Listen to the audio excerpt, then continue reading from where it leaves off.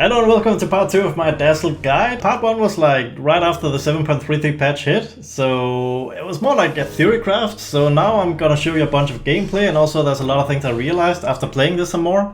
So first of all, let's look at what a Dazzle can actually do, especially with this build that I think you should go for, or at least a build you can go for if you can get away with it. So first of all, look at this ledge here. So I've got a grave, I'm gonna just blink out on the high ground out of vision somewhere, and then I can keep graving. And you know, I can do this like 3 or 4 times, and I can just keep them alive. Then I'm a little bit worried if I can keep up the Permagrave, or at least, well, I don't even have to, right? Because I can just, I have Glimmer, I can just like hex all of these people, and I can help them get away. So in practice, graving people 3 or 4 times, that's plenty enough to get them out of a tight situation. But that being said, you can keep doing it, but it is very hard to keep doing more than 3 or 4 times for the reasons I talked about in the first video, is that you have to be really precise, because the way your ulti works now, if you have to delay your second grave enough for the third grave to hit, and then you have to keep it going, and it's really hard. Unless, of course, you have like one of the neutral items that also gives cooldown reduction on top of the Octarine core. Because if you have Octarine core, you can do it, but it's very easy to just keep doing it if you also have Quickening Charm or Spell Prism. So there's actually this Twitch clip going around. You probably saw this with like a Dazzle and the Huskar, where the Dazzle just kept grading the Huskar for like 7 times in a row. It's a lot of fun. As a Dazzle enjoyer, I really enjoyed this clip. But to show you a few ways of where the Dazzle can really shine, like here, I just tell my Podge, do something stupid, I got you. Just do something stupid, I got you. And he did, he just went in like a maniac. Like 1 punch against the world, and he wasn't even that found. So, and this is what you can do, you can just keep grading him from the low ground. As long as you keep out of sight and just you know, stay safe, I think this is actually really powerful. So taking into account that you actually just want to stay in the back, like keep people alive with Grave, stay out of vision if you can, and just throwing shadow poisons whenever possible, I came to the conclusion that Aghanim Scepter is actually a bait. It's simply because you just need the item slot for something else, you just need your Glimmer Cape. You need to blink to get away. I also prefer Etherlens if you can get away with it, and especially like Aeon Disc and stuff like this, just to be really slippery in the back, so even if people hunt you, you can still like survive and get away. So if people hunt you, it's bad, but if they hunt you and don't kill you, well, now you've come out plus in the team fight, because you just wasted the time of a really strong hero that wants to kill you, and if it doesn't manage to kill you, then likely the team fight is gonna go fine with the other 4 against 4.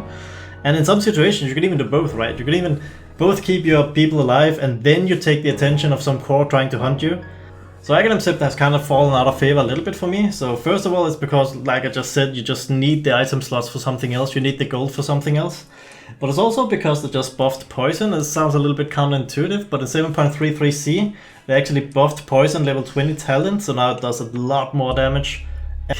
Like, first of all, your main objective is not even to do damage. It's actually more about the hexes and all of the permagraves and stuff like this. And even if you want to do damage, like, there's a lot of damage now. even just keep throwing out poisons. It's actually a lot of damage because of this buff to this level 20 talent. So it kind of feels like it don't even need Aghanim anymore. Here's a funny situation. So this Witch Doctor, he ultis, and then the Rubik also ultis. But the difference is that my Witch Doctor has a Permagrave Dazzle behind him. So here's a good example of what I mean with the item slots. Like this, now I'm really trying to keep my Nyx alive, but it's really hard for me because the Wind Ranger is on my ass, and that's usually how the weight plays out.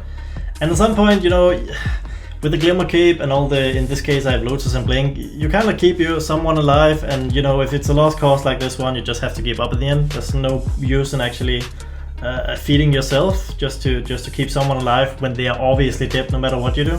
So basically, Aghanim said there's only thing you want to buy in Dazzle if you can just stand there and keep hitting them, which is not a lot of games. But let's say they have a really fat bristleback, it's just hitting your tower, and for some reason none of your team has damage.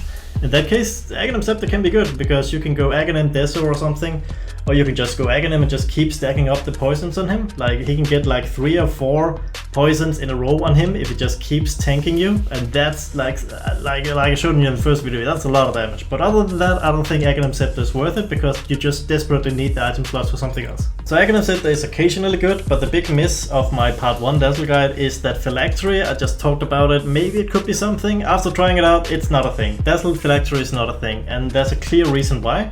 Because what I didn't realize is that Phylactery is only good if you can actually get it in the laning stage and you can like own the lane with it, or you can really abuse it like Tinker. And you might be thinking you can actually really abuse it with Dazzle.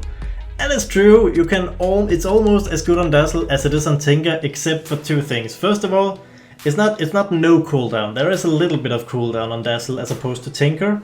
And also you're not really hitting people directly with your poison touch. You're often hitting the creep or some summons or something, and in that case it doesn't trigger the Phylactery. And also, and here's the biggest reason, the Phylactery, especially later in the game, you don't really have item slots. You're so pressed for item slots because you want all this stuff that I'm about to talk about. So yeah, Phylactery and Dazzle is not a thing, sorry. Here's another thing I learned about Dazzle. In this patch, it's you're killing yourself a lot. I'm just gonna run the clip, this is hilarious. Oh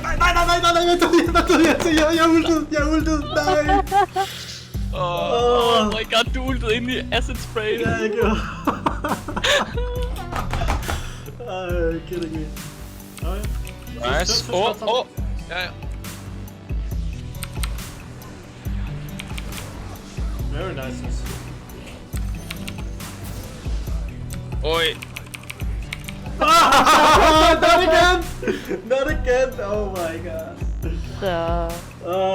It's so fucking dumb, man. And the thing is, on the old Dazzle, you're kind of spamming your ulti because it gives a little bit of more heal, a little bit more damage, but now you have to be really careful when you actually press your ulti. So it takes a lot of getting used to actually play the new Dazzle. That's also one of the reasons why it's not popular, and probably the reason why they're probably gonna change him again, right? Because it's very annoying to play him. But here's a funny clip where I actually did it again.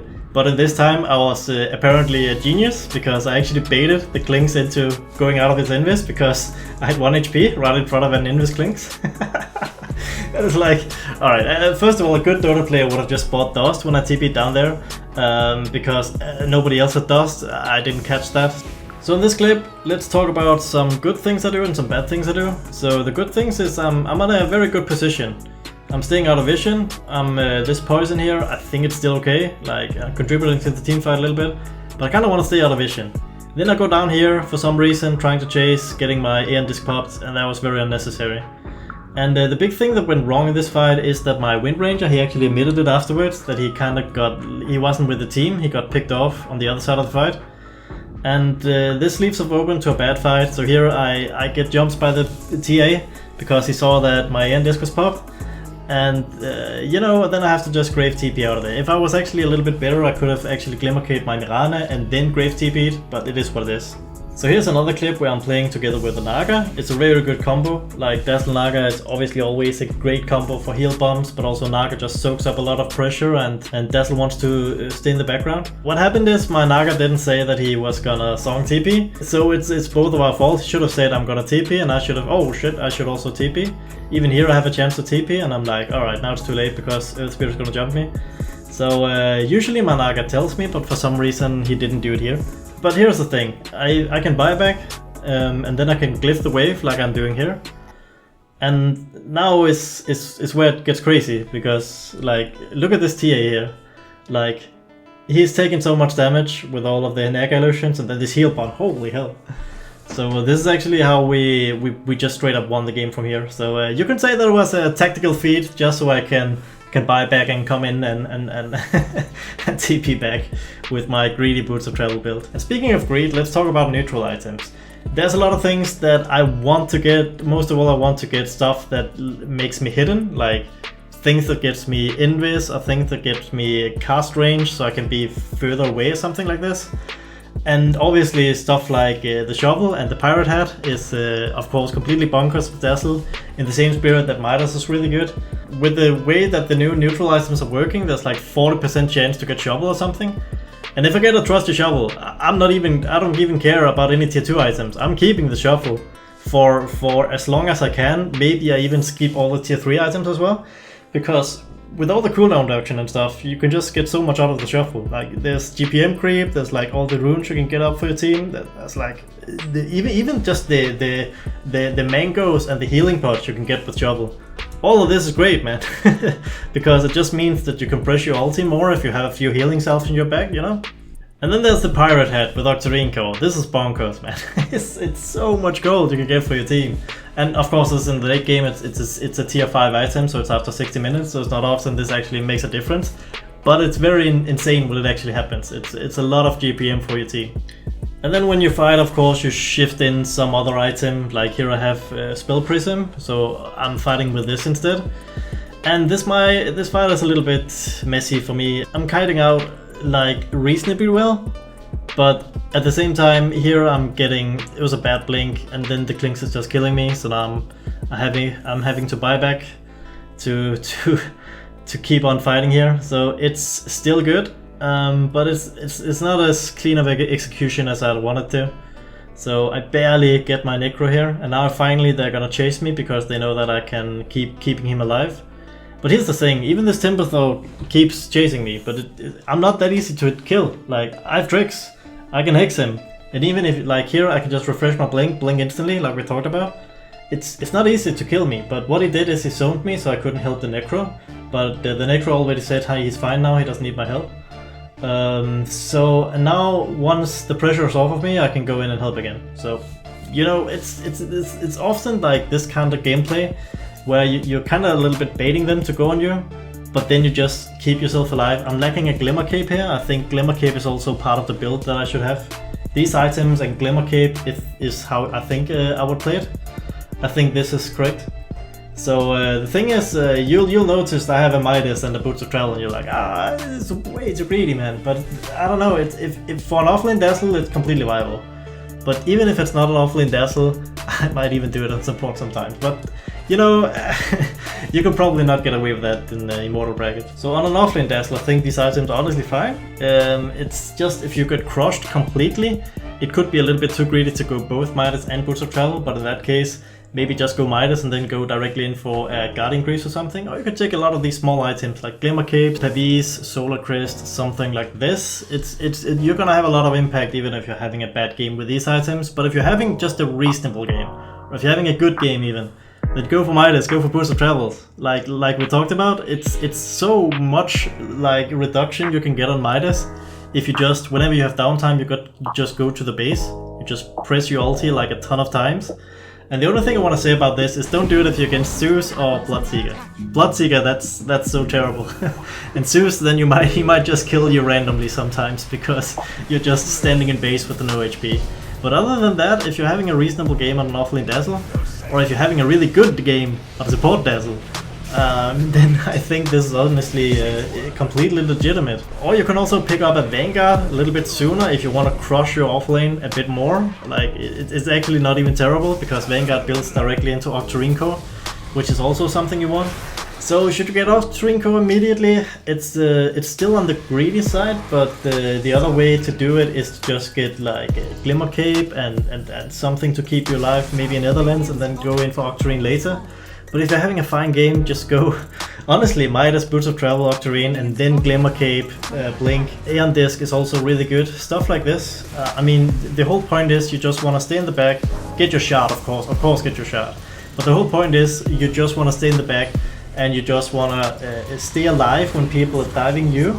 Like, yeah, you don't want to just get instantly killed when the Storm or the Night Stalker is going to kill you.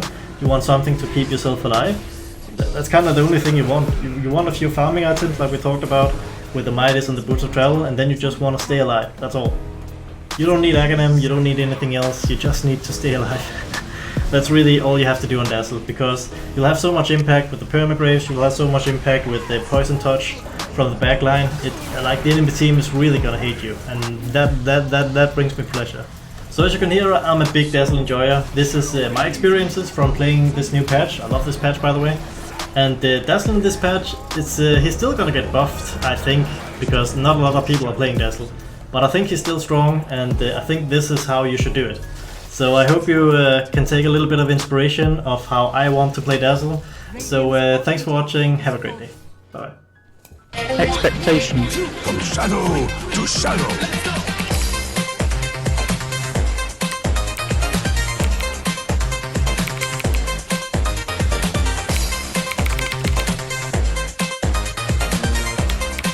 Sorry, dude.